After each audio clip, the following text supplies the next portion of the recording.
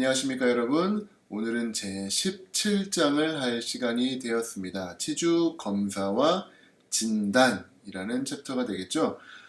지난 중간고사 때 시험 범위를 잘못 알아가지고 엉뚱한 챕터를 공부했다는 친구가 있다는 얘기를 들었어요.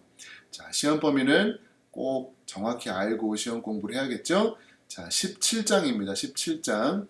오늘은 그 환자의 기본적인 치주 검사 방법에 대해서 살펴볼 건데, 그 중에서 가장 포인트가 되는 프로브에 대해서 집중적으로 설명을 드리도록 하겠습니다. 아마도 치과에 대한 이미지는 일반인들에게는 이런 공포와 두려움인 것 같아요.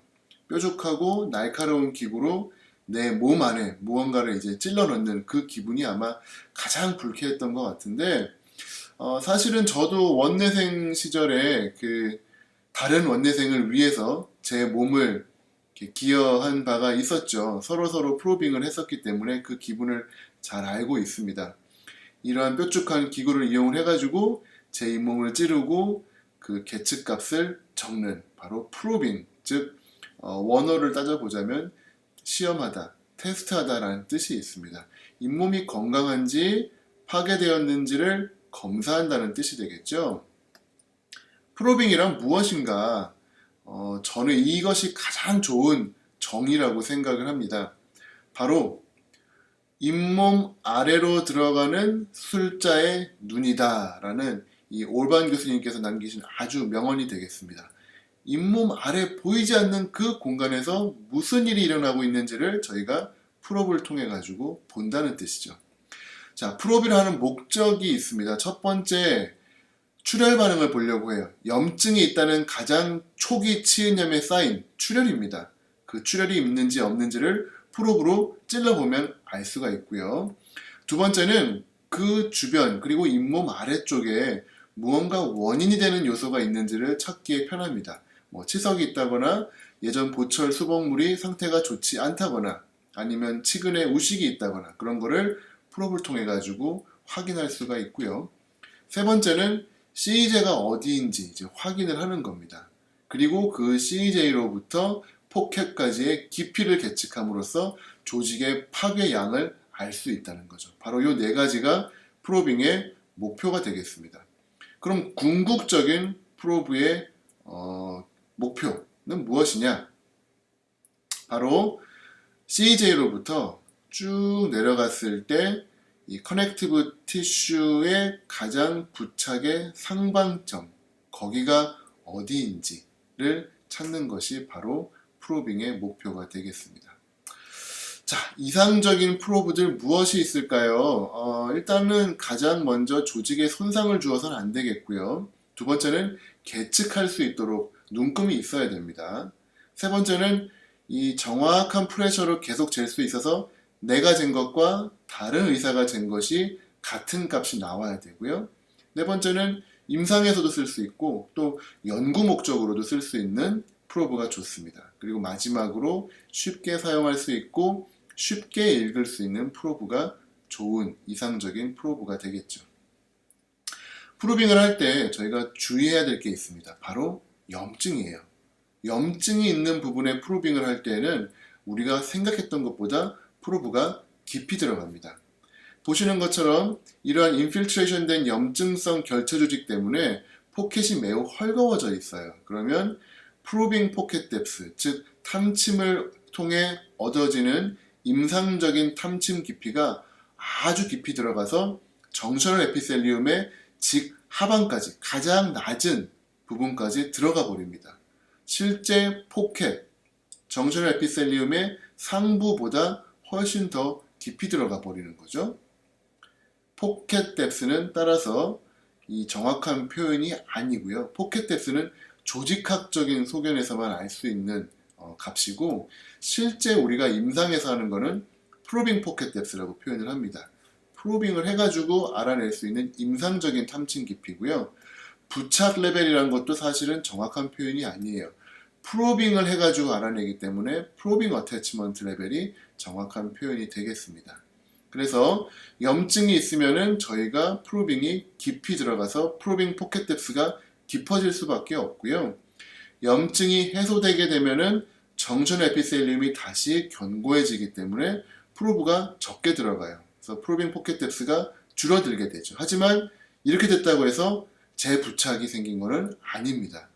정션 에피셀리움이 다시 붙었을 뿐이지 재부착, 신부착이 생긴 건 아니다라는 것을 이해를 해주세요.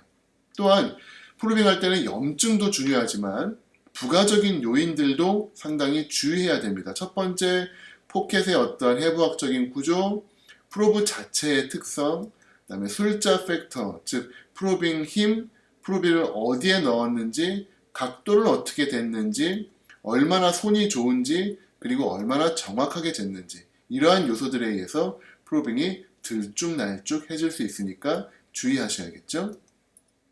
자, 프로브는 종류가 정말 많습니다. 가장 기본적인 1세대 프로브들 보시면 저희 치주과에서 쓰는 거는 맨 왼쪽에 있는 윌리엄스 프로브예요. 1, 2, 3, 5, 7, 9, 10까지 있는 요게 바로 저희 치주과의 윌리엄스 프로브고요. 그 옆에 있는 거는 WH에서 많이 쓰는 CPITM 프로브, 그 다음에 가운데 있는 거는 University of North Carolina에서 만든 UNC15이라고 하는 프로브. 1mm씩 다 돼 있기 때문에 계측하기에 좀 편하죠. 네 번째는 프로브 들어갈 때 좀 아프지 말라고 납작하게 만든 골드만 폭스 프로브가 되겠고, 마지막은 여러분 잘 아시는 네이버스 프로브입니다. 네이버스 프로브는 어디에 재는 거죠? 맞아요. 퍼케이션 부분에 수평적으로 얼마나 들어가는지를 계측할 때 사용을 하는 겁니다. 그래서 뭐 3mm 이상, 3mm 이하일 때 깊으면은 가득 그림을 채워주고, 3mm 미만이면 동그라미만 채워주고, 뭐 이런 식으로 해서 차팅을 할 때 네이버스 프로브를 사용하게 되죠.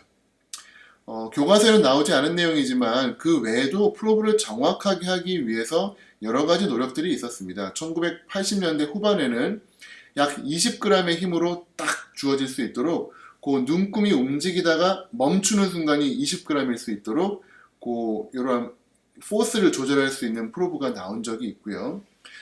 플로리다 프로브는 이 전동식입니다. 그래서 전동식으로 돼서 페달을 누르면 프로브가 윙 움직이다가 15g이 되면 딱 멈추고 그 상태에서 프로브를 재줘요.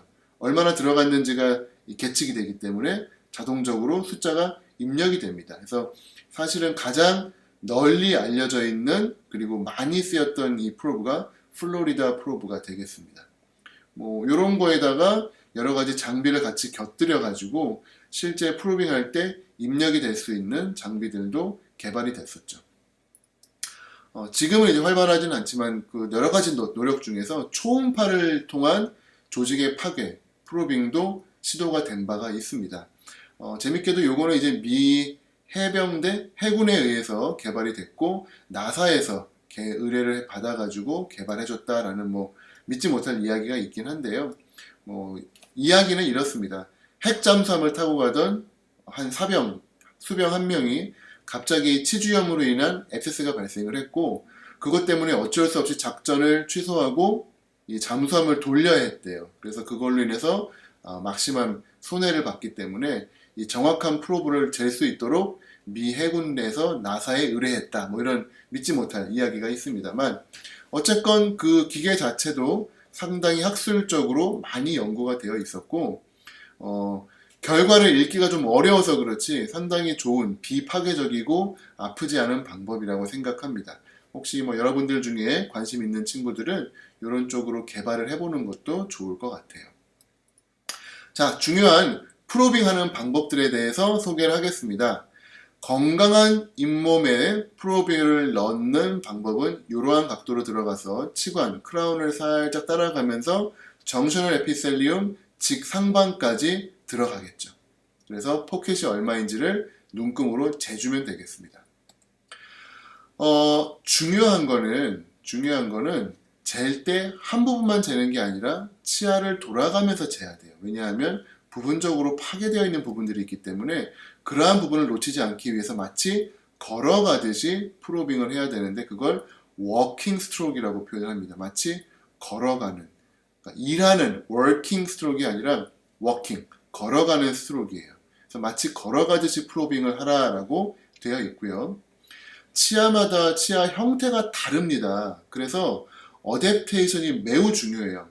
치아를 따라가면서 들어가야 됩니다. 왼쪽에 있는 것처럼 안쪽으로 살짝 꺾여 있는 경우엔 그걸 따라 들어가야 되는데 오른쪽처럼 계측을 하게 되면 부정확하게 포켓을 채게 되겠죠. 또한 치아의 장축과 평행하게 재야 되는데 삐뚤어지게 되면은 계측값이 달라지게 됩니다. 물론 모든 부위에서 평행할 수는 없어요. 가끔씩은 삐뚤게 재야 될 수도 있습니다. 바로 언제일까요? 치아와 치아가 만나는 치간 부위입니다. 대부분 치간부 하방에는 크레이터 형태의 뼈가 녹아있기 때문에 그 아래까지 깊이 재려면은 패러렐보다는 조금 기울여서 이 치간부의 접촉, 컨택을 피해서 넣어야 제대로 프로빙을 할 수가 있어요. 모든 경우에 평행하진 않다. 그거 꼭 기억해 두시고요. 디스탈 부위 같은 경우는 구강 앞부분부터 들어가게 되면은 각도가 접근하기가 되게 어렵습니다. 그래서 그럴 때에는 프로브를 돌려서 옆측에서 들어오는 것이 편하다. 이런 꿀팁, 노하우들도 있겠어요. 오늘의 하이라이트는 요거를 어떻게 계측해서 계산하느냐가 되겠습니다. 자, 우리가 재야 될 거는 어태치먼트 레벨이에요. 부착 수준입니다. 부착 수준이 얼마가 되느냐에 따라서 치아가 얼마나 파괴됐는지를 알 수가 있는데 부착 레벨은, 부착 수준은 프로빙 뎁스에서 리세션을 더하고 진지발 인라지먼트를 빼면 돼요. 자, 무슨 얘기인지 한번 볼게요. 자, 그림을 보시면은, 자, 먼저 진지바가 이렇게 좀 내려가 있는데 그 노란색 부위에 프롭을 넣었더니 자, 3mm 단위니까 4mm 프로빙이 됐어요. 자, 그리고 CJ로부터 리세션이 2mm가 있습니다. 프로빙은 4mm, 리세션은 2mm. 그때는 더해요.